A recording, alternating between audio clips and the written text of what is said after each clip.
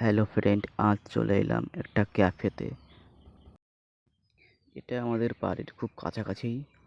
এখানে অনেক কিছুই খাবার টাবার পাওয়া যায়। এখানে আমরা আজ 4 বন্ধুরা মিলে এলাম।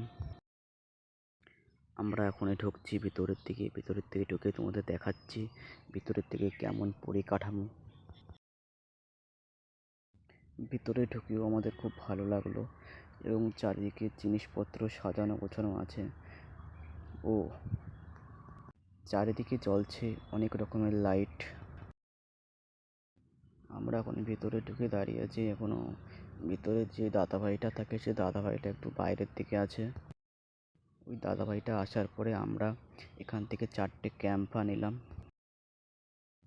ক্যাফের ভেতরে গান চলছিল, গান চলার কারণে সাউন্ডটা এখন অফ করে দিয়েছি, নাহলে কপিরাইট আসতে পারে। এখন আমরা বাইরের দিকে বেরিয়ে যাচ্ছি।